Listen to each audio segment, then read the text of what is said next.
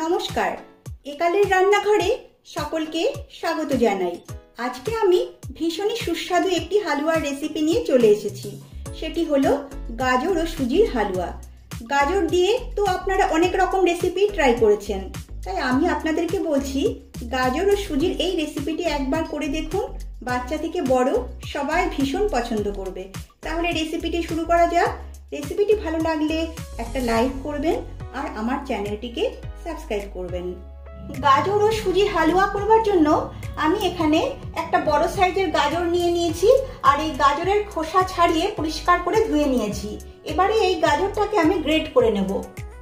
আমি এরকম একটা গ্রেটার নিয়ে নিয়েছি, আর আপনারা যদি চান তাহলে এই সরু ছিদ্র দিয়েও গ্রেট করে নিতে পারেন, আবার এই বড় ছিদ্র দিয়েও করতে পারেন, কিন্তু আমি এখানে এই বড় ছিদ্রটা দিয়েই গ্রেট করে নিচ্ছি।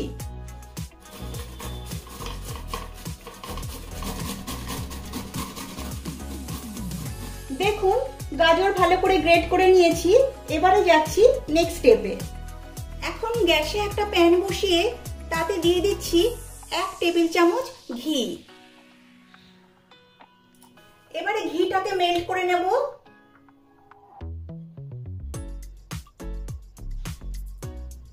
ঘি গরম হয়ে গেছে, এবারে এতে দিয়ে দিচ্ছি 1 মুঠি কিশমিশ।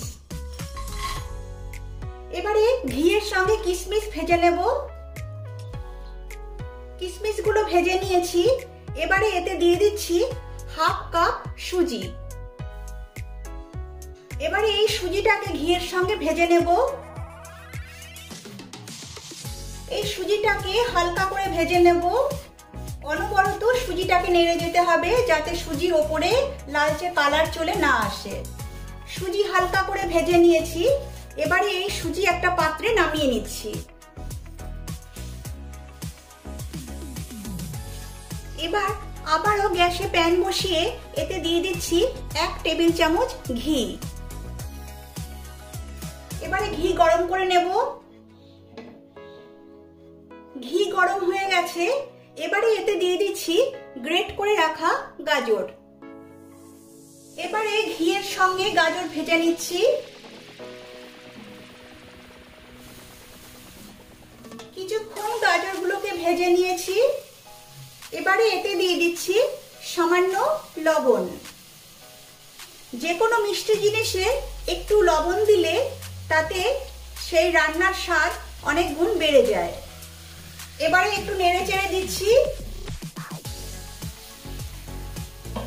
এবারে গ্যাসের ফ্লেম লো করে ঢাকা দিয়ে 4-5 মিনিট রান্না করে নেব। এতে করে গাজর থেকে যে জল বেরোবে সেটাতেই গাজরগুলো ভালোভাবে সেদ্ধ হয়ে যাবে। 5 মিনিট হয়ে গেছে, ঢাকনাটা তুলে নিচ্ছি।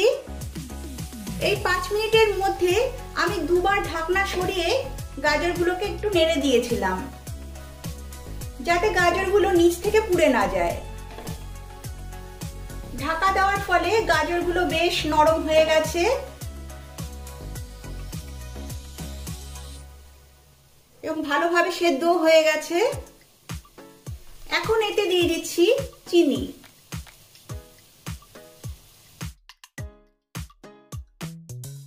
আমি এখানে 1/2 কাপ চিনি দিয়েছি, আপনারা আপনাদের পছন্দ মতো চিনিটা অ্যাড করবেন।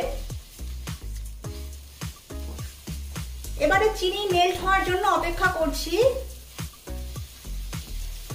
দেখুন চিনি গলে গিয়ে অনেকটা জল বেরিয়েছে। এবারে এটা একটু ভালো করে শুকিয়ে নিতে হবে। চিনি গলে যাওয়ার পরে যে জল বেরিয়েছিল সেই জলের প্রায় অনেকটাই শুকিয়ে এসেছে। এখন এতে অ্যাড করছি 1/2 কাপ গুঁড়ো দুধ।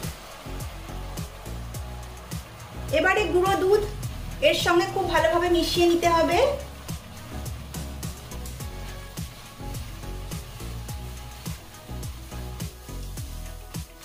গাজরের সঙ্গে গুঁড়ো দুধ খুব ভালোভাবে মিশিয়ে নিয়েছি। এবারে এতে অ্যাড করছি আগে থেকে ভেজে রাখা সুজি।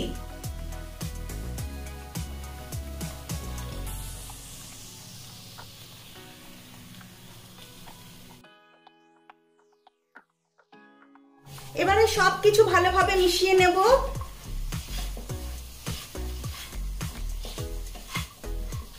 সবকিছু ভালোভাবে মিশিয়ে নিয়েছি।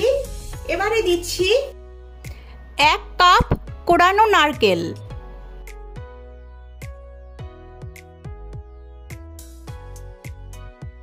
নারকেল দিলে এই হালুয়ার টেস্ট অনেকটাই বেড়ে যায়।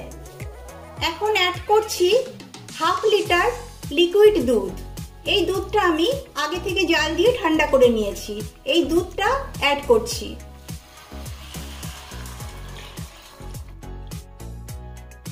এবার সবকিছু নেড়েচেড়ে মিশিয়ে দিচ্ছি। এই সময় গ্যাসের ফ্লেম হাই করে রাখতে হবে।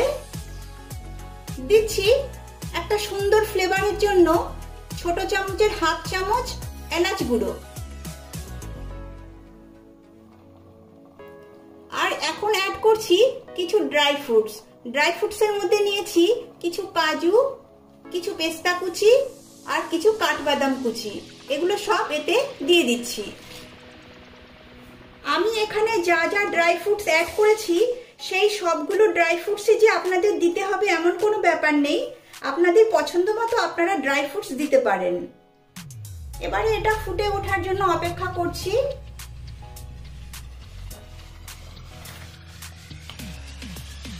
এবারে 2 মিনিটের মতো এটাকে একটু ফুটিয়ে নেব।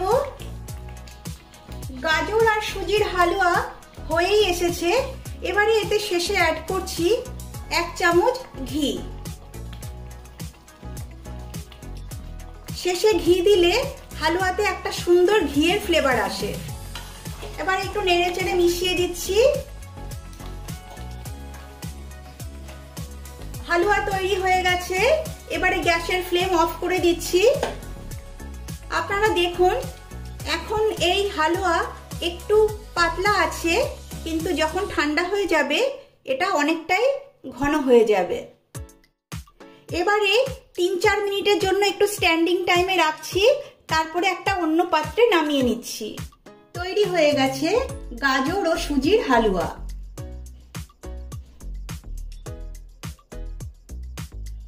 এবারে এর উপরে কিছু ড্রাই ফ্রুটস গার্নিশ করে দিচ্ছি।